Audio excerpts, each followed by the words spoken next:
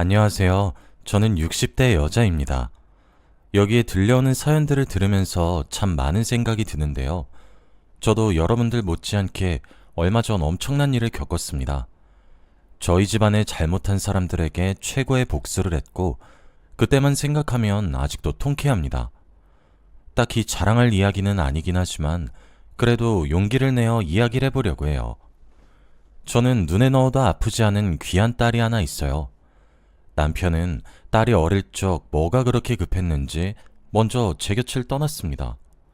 그래서 딸은 아빠의 얼굴을 전혀 기억하지 못하고 사진으로만 봤죠. 다른 집 딸처럼 풍요롭게는 못 지냈지만 그래도 부족하게는 살지 않게 하기 위해 열심히 살았습니다. 저희 딸도 귀한 딸이었기에 해달라는 거 다 해주고 싶어서 일을 미친 듯이 했죠. 쉬는 날 없이 새벽부터 저녁 늦게까지 돈만 벌었습니다. 제가 이렇게 고생을 해야 딸을 더 좋은 거 먹일 수 있다는 생각으로 말이죠. 그만큼 저는 딸이 너무 소중했고 저의 전부였습니다. 제가 다치는 건 상관이 없었고 참을 수 있었는데 딸이 조금이라도 상처가 나면 저는 바로 병원에 데리고 갈 정도로 딸에 대한 애정이 남달랐죠. 아빠 없이 자라게 해서 더 금이야 오기야 키운 것도 있습니다. 제 딸이 이런 부족한 엄마의 품에서 자랐음에도 불구하고 정말 잘 자라주었어요. 학교에서 공부도 잘하고 친구들도 많아서 항상 선생님들이 칭찬을 했습니다. 학원 하나 보내주지 못했는데도 혼자서 척척 하는 걸 보면 얼마나 뿌듯했는지 몰라요. 그리고 일찍부터 철이 들어서 한 번도 제 속을 썩인 적도 없었죠. 딸은 좋은 대학교를 나와 또래에 비해 어린 나이에 좋은 회사에 취직을 했어요. 회사에서도 제 딸이 유망주로 보였는지 상도 여러 번 받아오더라고요. 그러니 저는 앞으로 딸이 꽃길만 걸을 줄 알았어요. 능력 있고 좋은 남자를 만나서 시집을 가고 말이죠. 그런데 입사한 지 얼마 되지 않은 딸이 갑자기 충격적인 소식을 전했습니다. 바로 결혼을 하겠다고 했죠. 그때는 딸이 20대였고 저는 청춘을 조금 더 즐겼다가 결혼하길 바랬어요. 제가 어린 나이에 딸을 낳아서 제 청춘을 딸한테 다 바쳤었거든요. 그래서 그런지 제 딸은 저와 다르게 조금 더 20대를 즐겼다가 시집을 가길 바랬습니다. 그런데 딸은 확고했어요. 지금 만나고 있는 남자친구와 연애를 한 지 오래되기도 했고 둘 다 직장도 있어서 결혼을 하고 싶다고 했죠. 대체 얼마나 대단한 남자이길래 제 딸이 이렇게 결혼을 하고 싶어 하나 궁금했습니다.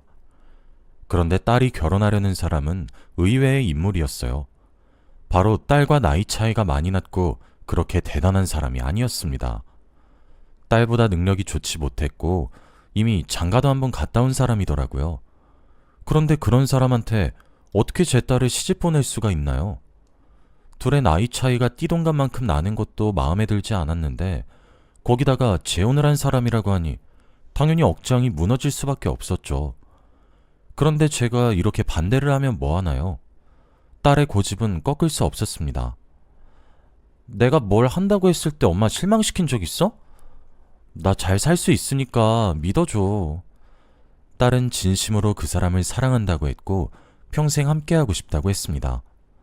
그 남자가 제 딸을 얼만큼이나 사랑하는지는 가늠이 되지 않았지만 그래도 믿어보려고 했어요. 다른 거 다 필요 없고 저희 딸이 행복하기만을 간절히 바랬습니다. 둘은 속전속결로 결혼을 했고 같이 살게 되었어요. 그런데 저는 당연히 분가를 하고 신혼생활을 즐길 줄 알았는데 시댁살이를 하기로 했답니다. 왜 굳이 그곳까지 들어가서 사는지 당시에 이해가 되지는 않았지만 딸의 선택을 믿어보기로 했어요. 딸이 사돈댁에 들어가 사는 동안 얼마나 걱정을 했는지 모릅니다. 낯선 환경에서 적응하기도 힘들 거고 어른들 비위 맞추는 것도 쉬운 일이 아니잖아요. 딸은 잘 살고 있는 건지 저한테 연락도 잘 하지 않았고 어떻게 사는지 알 길이 없었습니다. 그래도 무소식이 희소식이라고 생각하고 저도 딸에게 많은 연락을 하지 않았어요. 그런데 어느 날이었습니다. 그날은 평화로운 주말이었고 집에 앉아 조용히 TV를 보고 있었죠. 그때 누군가 저희 집 비밀번호를 치고 들어왔습니다. 저희 집 비밀번호를 아는 사람은 딸밖에 없었기에 딸이 오랜만에 집에 온 줄 알았죠. 그 소리에 저는 버선발로 현관문까지 뛰어나갔어요. 문이 열리고 딸의 모습이 보였는데 굉장히 충격적이었습니다. 딸은 꼴이 만신창이었고 많이 울었는지 눈도 팅팅 부어 있더라고요. 그리고 저한테 달려와 안겨 더 펑펑 울었습니다. 대체 이게 무슨 일인지 납득이 되지 않았고 저는 딸에게 설명을 요구했어요. 딸은 그 뒤로 10분 정도 더 오열을 했고 겨우 진정을 한 뒤 저에게 그동안 자신이 어떻게 살아왔는지 말해주었습니다. 그런데 딸이 하는 말은 정말 충격적이었어요. 바로 딸이 임신을 했다는 소식이었거든요. 저는 이 기쁜 일에 왜 이렇게 슬퍼하냐고 물어봤고 딸은 거기서는 임신을 축하받지 못한다고 합니다. 사돈댁은 그 유명한 아들아들하는 집안이라고 해요. 아들을 낳지 않으면 그 집의 며느리가 될 수 없는 거죠. 딸은 임신 사실을 알고 기쁜 마음으로 시댁 사람들한테 알렸지만 돌아오는 대답은 아들이냐고 묻는 거였대요. 그런데 다음날 바로 시어머니가 태몽을 꾸었는데 딸이었고 점집으로 가서 몇백만 원이나 들이며 이것저것 물었는데 제 딸에게 아들 사주가 없다고 했답니다. 그 뒤로 시댁의 괴롭힘이 너무 심해졌대요. 임신한 아이한테 이거 해라 저거 해라는 기본이었고 아주 가정도우미 취급을 받았다고 합니다. 그리고 여기서 끝이 아니었어요. 사이도 제 딸한테 막말과 괴롭힘을 서슴지 않았죠. 이미 제 딸은 그 집안에서 며느리가 아니었던 겁니다. 그저 밥 해주는 사람, 청소해주는 사람에 불과했죠. 하지만 딸은 바보같이 여기까지는 참을 수 있었다고 합니다. 그런데 딱 한 가지, 도저히 참을 수 없어서 집으로 뛰어왔다고 했죠. 바로 사이의 상간녀가 제 딸을 찾아갔다고 합니다. 그런데 그 상간녀는 제 딸에게 뻔뻔하게 사이와 이혼해달라고 요구를 했대요. 더 놀라운 건 상간녀는 사이의 아이를 임신한 상태였고 태몽이 아들이라 집안에서는 이미 상간녀가 며느리였죠. 한 지붕 아래에서 두 여자가 같이 지내는데 얼마나 힘들었을까요? 딸은 배가 나온 채로 한시도 앉아있을 틈이 없었고 매일 몸을 움직여야 했지만 그 상간녀는 집거실에 대자로 누워 제 딸에게 이것저것 시켰다고 해요. 결국 이런 집안에서 사는 것보다는 이혼을 하고 맘 편히 저와 사는 게 낫단 생각이 들어 이렇게 짐을 바리바리 싸들고 도망쳤다고 했죠. 그동안 이 어린 것이 얼마나 마음고생을 했을지 생각하면 정말 속상했고 미안했습니다.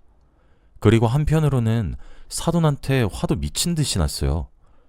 남의 집 귀한 딸을 며느리로 데려갔으면 최소한의 인간 취급이라도 해줘야 하는 거 아닌가요? 마음 같아서는 당장 그 집에 찾아가서 복수를 하고 싶었지만 꾹 참았습니다. 그리고 딸은 사위와 이혼을 하고 저희 집으로 돌아와 살게 되었어요. 딸은 확실히 집으로 돌아와서 많이 안정적이게 보였고 열심히 문화센터도 다니면서 출산을 기다렸죠. 그리고 만삭이 되어 아이를 낳았습니다. 아이를 낳기 전까지 딸은 병원에서 아이의 성별을 알려주지 말라고 했어요. 남자든 여자든 상관없었고 사돈댁에서 하도 사주도 보러 다니고 딸인 태몽까지 꾸었으니 저희는 이미 딸이라고 거의 확정을 지은 상태이기도 했고요. 그래서 출산 당일날까지 저희는 의사 선생님께 성별을 듣지 않은 상태였습니다. 딸은 건강하게 아이를 낳았죠. 그런데 수술방에서 아기를 받은 의사 선생님께서 충격적인 말을 하셨습니다. 축하드립니다. 왕자님이네요. 그 순간 저와 딸은 굉장히 놀랐어요. 당연히 딸이라고 생각했는데 아들이라뇨. 그럼 사돈댁에서 간 점집과 태몽은 대체 무엇인가요? 당황스럽긴 했지만 그래도 저희는 좋았기에 손주를 열심히 키웠습니다. 그런데 이 사실을 어떻게 알았는지 제 딸이 산후조리가 다 끝나기도 전에 사돈댁에서 저희 집에 찾아왔습니다. 전 사위와 전 사돈댁이 왔더라고요. 저희 딸이 아들을 낳았다는 것을 알고 양손에는 과일 바구니와 선물들도 잔뜩 들고 왔죠.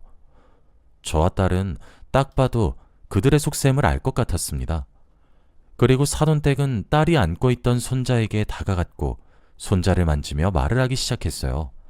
아이고, 네가 내 손자구나. 할머니 왔다. 대체 이런 뻔뻔함은 어디서 나오는 걸까요? 저와 딸 둘 다 당황했고 딸은 사돈댁에 손을 뿌리치며 말을 하기 시작했죠. 할머니라뇨? 저 이 남자랑 갈라선 지가 언젠데요. 다신 찾아오지 마세요. 제 아들한테 할머니는 저희 엄마밖에 없어요. 그리고 딸은 현관문 밖으로 사돈댁이 가져온 선물들과 과일 바구니를 던진 뒤 그들을 내쫓았어요. 대체 무슨 양심인 건지 딸한테 그렇게 모질게 대해놓고 이제 와서 그러니 너무 속보였습니다. 그 뒤로도 전 사위는 제 딸에게 계속 찾아와 다시 합치자는 말을 했고 딸은 스트레스를 많이 받았어요. 경찰에 여러 번 신고도 하고 도망치기도 했습니다. 그런 와중에 딸의 육아휴직이 끝나서 다시 회사로 복귀를 해야 했죠. 딸은 원래 자신의 일을 너무 좋아해서 아기를 낳고도 열심히 일을 했어요. 그리고 딸이 회사에 가는 동안 제가 손자를 돌보고 있었죠. 저와 딸은 손자를 보는 것만으로도 행복했고 아이를 잘 키우며 살게 되었어요. 그런데 딸은 회사 생활을 하고 꿈이 더 커졌는지 해외에 가고 싶다고 했습니다. 그것도 아들과 저와 함께 말이죠. 해외에 있는 회사로 가서 많은 것을 배우고 싶다고 했고 저한테 같이 가자고 했어요. 솔직히 저는 반대할 이유가 없었습니다. 딸이 혼자 벌어오는 돈으로도 충분히 저희 셋이서 행복하게 살 수 있었고 해외에서 잠시 살아보는 것도 좋았기 때문이죠. 그래서 저와 딸 그리고 손주까지 셋이서 해외로 가서 살게 되었습니다. 처음에는 딱 1년만 살다가 오려고 했는데 그곳이 너무 좋아서 2년 정도 더 있었던 것 같아요. 지금 생각해봐도 살면서 가장 행복했던 순간이 그곳에서 살았던 게 아닌가 싶습니다. 딸은 그곳에서 일을 더 열심히 했고 점점 더 성장했어요. 자신의 꿈을 향해 달려가는 모습을 보고 제 딸이지만 얼마나 자랑스러웠는지 몰라요. 그런데 거기서 딸은 일뿐만 아니라 사랑도 쟁취했습니다. 바로 같은 회사에 다니는 직원과 연애를 하기 시작했어요. 딸의 남자친구는 외국인이었죠. 저와 몇 번 인사도 나누었고 손주도 많이 본 적 있어요. 딸의 남자친구인 제임스는 딸의 아들과 정말 친하게 지냈고 자신의 친자식인 것처럼 대해주었습니다. 딸이 제임스를 만나고 더 행복해 보였고 드디어 자신만의 삶을 살아가는 것 같아 엄마로서 너무 행복했죠. 그리고 딸은 이제 한국에 돌아가야 할 때가 되었습니다. 제임스와는 당연히 장거리 연애를 할 줄 알았죠. 그런데 딸은 저에게 놀라운 소식을 전해주었습니다. 바로 제임스와 결혼을 한다는 말이었어요. 한국말이 서툰 제임스는 제 딸과 결혼하기 위해 한국에 있는 회사로 옮기기로 했대요. 그리고 손주를 자신의 아들로 삼을 거라고 했죠. 그러면서 서툰 한국말로 저한테 장모님이라고 해주는데 얼마나 감동을 받았는지 모릅니다. 저도 모르게 두 눈에서 눈물이 흘렀죠.